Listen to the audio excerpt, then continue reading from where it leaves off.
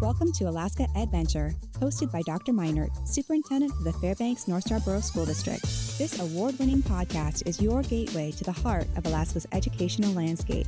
In each episode, we'll explore the unique perspectives of guests who are shaping education in the last frontier. Join us on Alaska EdVenture as we share the insights and inspirations found in Alaska's K-12 classrooms. Well, welcome back to the Alaska EdVenture podcast. I'm Dr. Luke Meinert, Superintendent of the Fairbanks North Star Borough School District. And today I have two great guests that are willing to share about music and theater programs in our local high schools. And so I'd love for you to introduce yourself and tell us a little bit about yourself, and we'll hop in to talk about what you guys have going on at your schools. Yeah, my name is Jenna Dreydoppel. I teach choir and theater at North Pole High School, a theater tech class specifically, and we've got another teacher that does theater performance, Rebecca Servog. My name is Gwendolyn Brazier, and I am the drama advisor over at West Valley High School, and I'm also the choir director at Lathrop and West Valley High School. Perfect. Well, let's talk a little bit about the drama and the theater programs. Mm-hmm. Could you kick it off, Gwen, and tell us a little bit about what that looks like at the schools that you teach at? Sure. At both Lathrop and West Valley, the drama program is an after-school program, and so I end up being the drama advisor for those schools, and so everything that we do for drama is after school. They do offer a drama class during the day, but that's actually a literature class. It's not really a theater class where the kids are performing or going towards a production. That's all happens after school. So we have a lot of after-school time with kids and with staff and with everybody that's involved.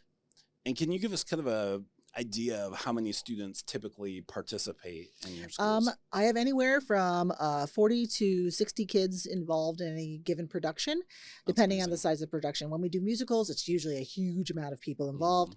When we do straight plays, that means ones without music, then it's usually maybe 30 to 35 kids involved, and adults as well. We also pull a lot of community members in to help with all of it. Excellent. And Jenna, how about your world? Yeah, so it looks pretty similar at North Pole. We were super excited to have 2 theater classes brought back to North Pole this year. So I teach theater tech.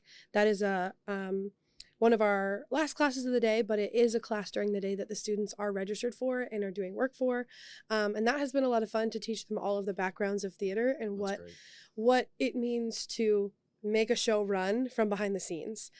So we've really got to dive into all of those different aspects. I've had a ton of different guests in the community come in and share their knowledge. They've done a lot of hands-on work.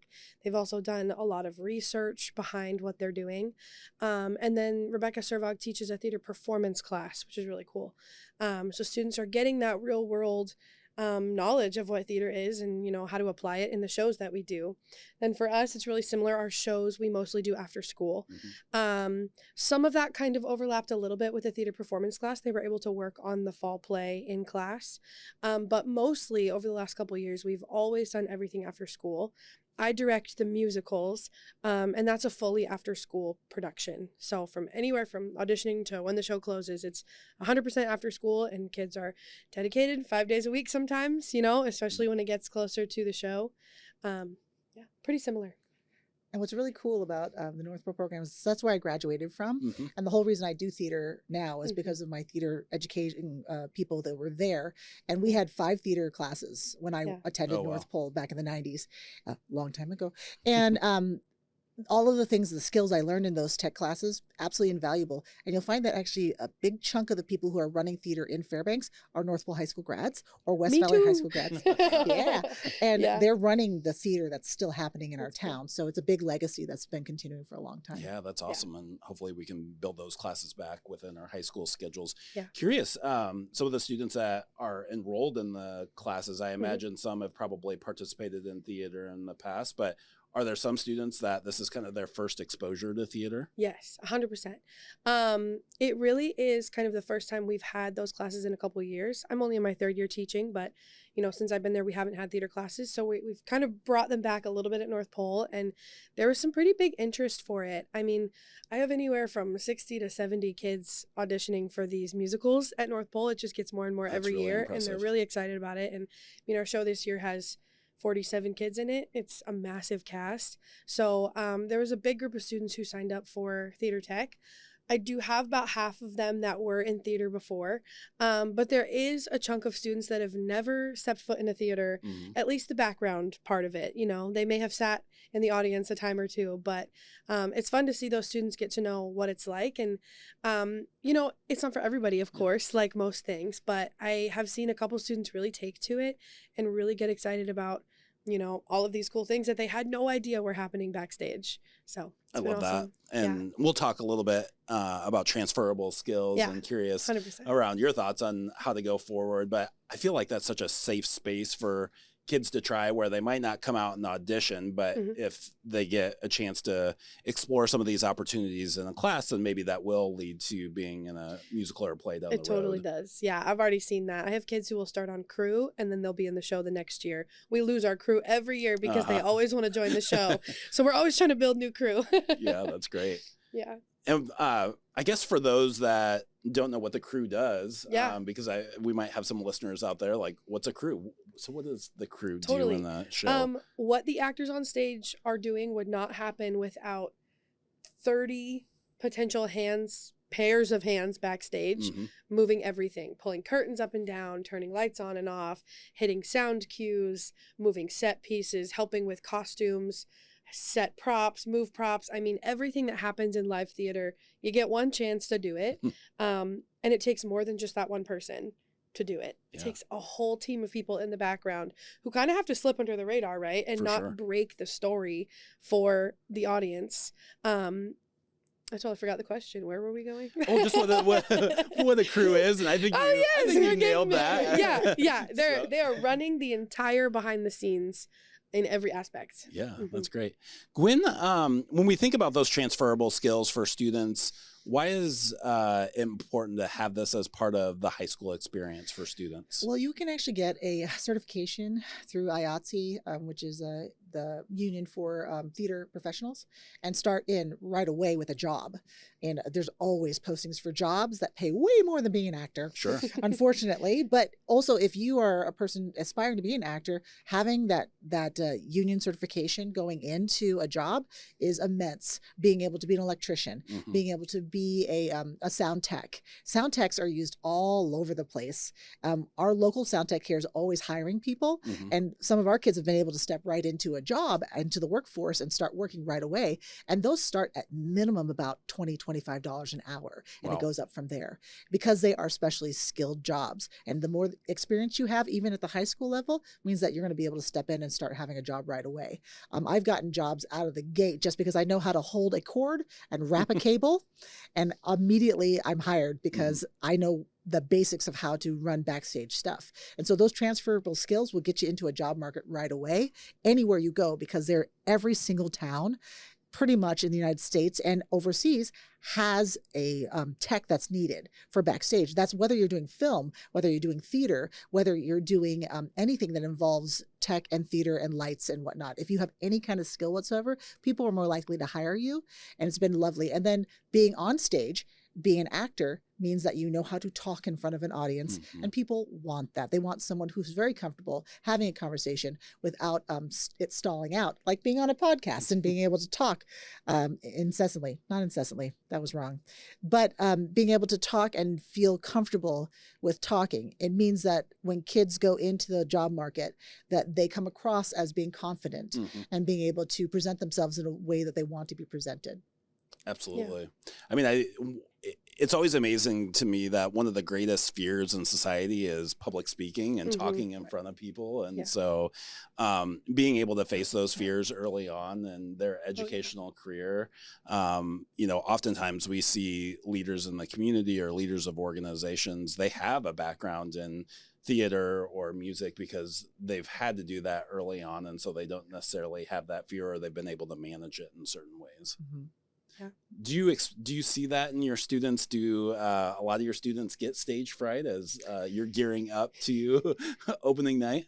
I think it definitely exists, but I think the really cool thing is they really are performing constantly. I mean, we're both choir teachers. Our kids perform pretty much every day at that point. I mean, whether we take them out in front of the office and they perform for the office staff, or they're performing for each other within their sections or within their groups, auditioning for solos. I mean, it is real world experience basically every day, and they're getting pretty comfortable in these situations.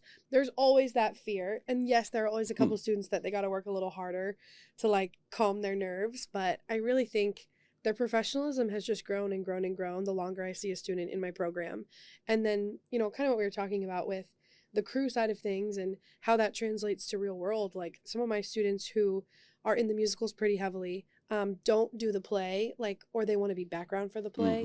And we've got students who are already doing full, like, real world things on their own. That fall play at North Pole this year was fully student crew. We didn't have a single, I mean, we had adults backstage just making sure we're good, but we didn't have a single adult running a fly, hitting lights, hitting sound. Like, it was full student crew, which is a super cool thing to do. I mean, that's hard.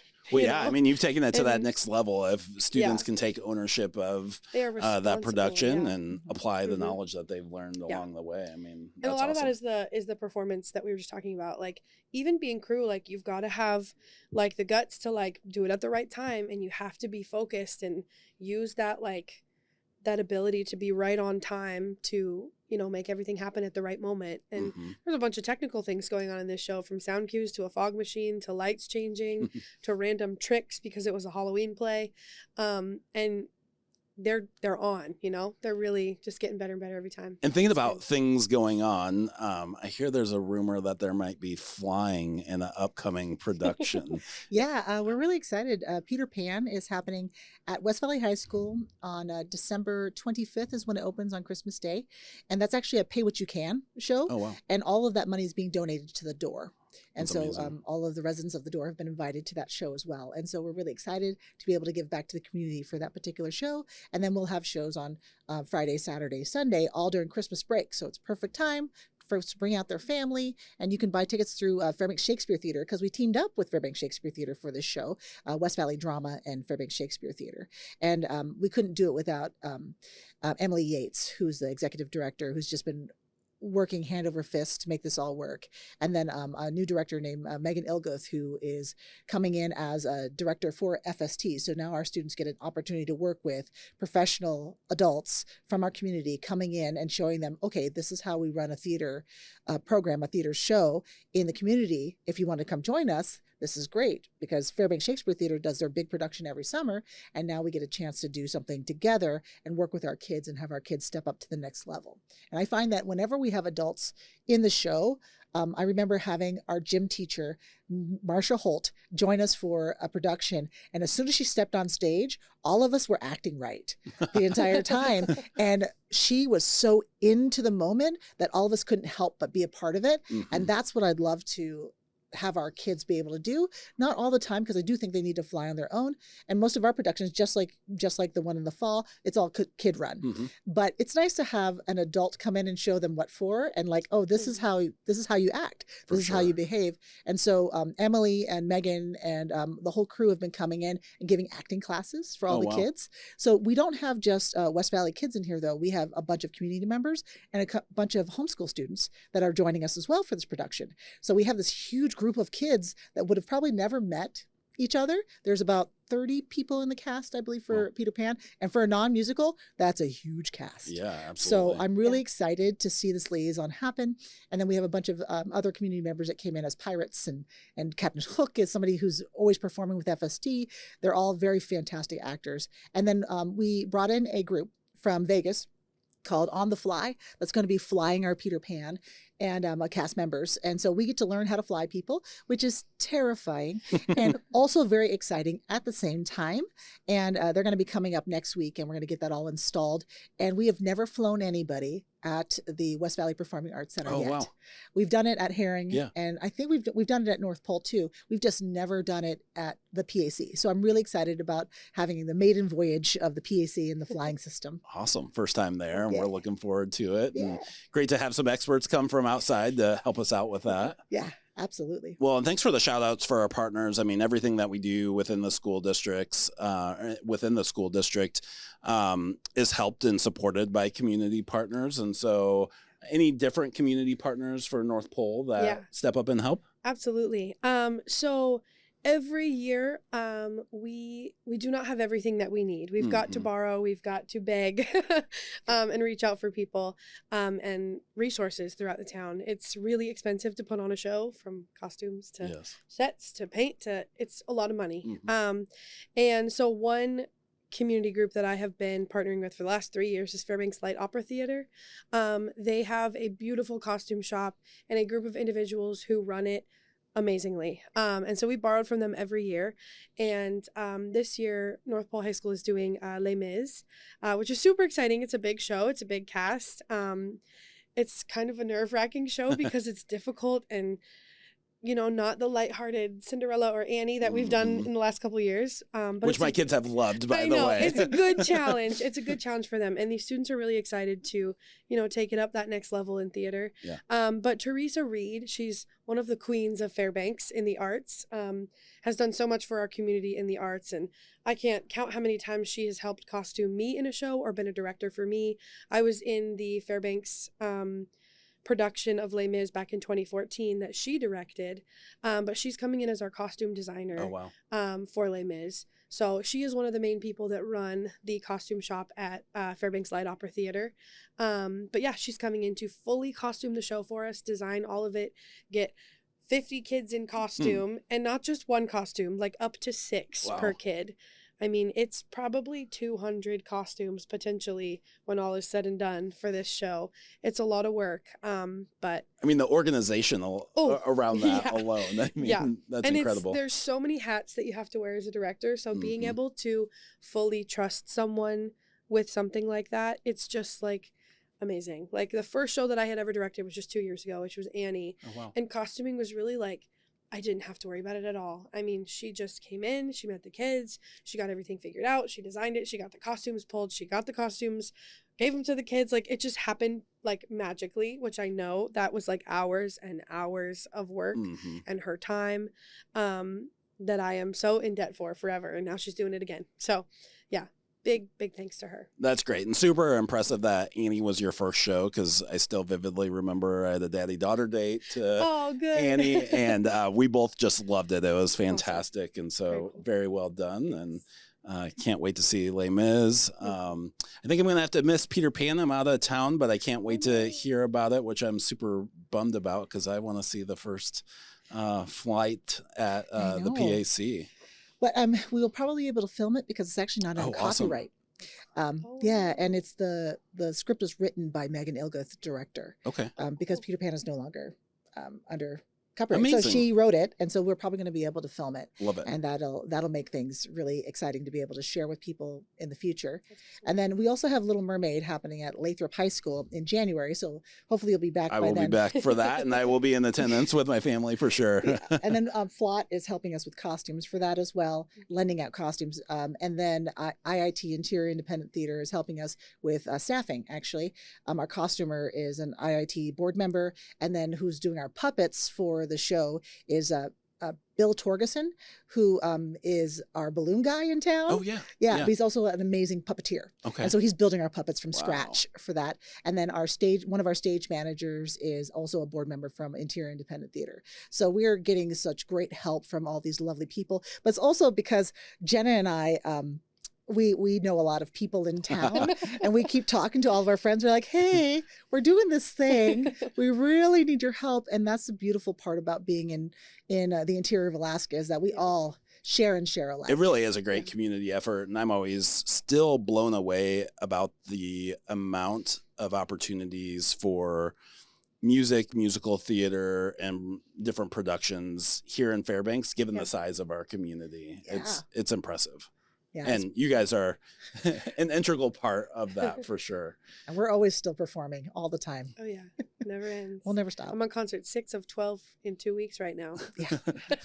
Halfway there. Flying on caffeine. Halfway there. So can you remind us one more time, maybe Gwen first and then Jenna next, about like if people do want to come see the show, how to get tickets, how to participate, those types of things. Okay. So Peter Pan, you can buy tickets for Peter Pan through Fairbanks Shakespeare Theater, and you can go right to their website, and all the tickets are available right there through Eventbrite. Okay. And for Little Mermaid, you can actually go through In Touch, and if you go to Facebook, there's actually a page with all of the information about how to buy tickets, and run through the district website for In Touch to purchase tickets for that. And those are available on sale now, so that people can buy tickets for either show. Perfect. At this time. Okay. And whose Facebook page? If they go to the Lathrop choir page, okay, you should be able to find that. And excellent. We'll be putting some ads out, so people should be able to see it. And we're going to try and advertise through the newspaper as well. Awesome. And we'll try to do our best to share it as we share this podcast out as well. And then Jenna, how about for Les Mis, and are there any other shows that you'd like to plug coming up? Sure. Definitely. So Les Mis, it's really similar to how you're doing it at Lathrop. It's all through the district In Touch. We do not have tickets on sale yet. Okay. Our show's about a month after yours, so they'll be up soon. But yeah, through the North Pole Music Department Facebook page. Okay. North Pole Music Department. We'll have all the info there when it's all up to date, and there'll be some links to click to buy your tickets. We don't have another show coming up. We've already done our fall play. So that's the one. Come see us end of February. Perfect. And then I think the only other show that I know of is we're West Valley Drama's doing a murder mystery in the spring, so that'll be coming up in April, and we'll have a little bit more information as we get closer to that. Well, that'll be fun. Can't wait to hear more about that and come see the shows. So I encourage anybody that's here locally, or even that wants to fly into Fairbanks, to catch out these great productions. They are fantastic, and I can't wait to see them in action. So any closing thoughts, Jenna, from you? Theater is alive and well, and we get more kids interested in it every year. So I really think it is a growing thing, and there are so many community theater companies here in Fairbanks. So these students graduate, and then they get invested in their community. They give back to their community, and I think that is a really beautiful thing. Absolutely. Gwen, anything from you? Support the arts. Go buy tickets. Come see our shows. There we go. Yeah. I love it. All right. Well, this is another edition of the Alaska EdVenture podcast. And thank you so much to my co-host today for coming and having a great conversation about theater programs and music arts within Fairbanks. So we'll catch you next time. Thank you.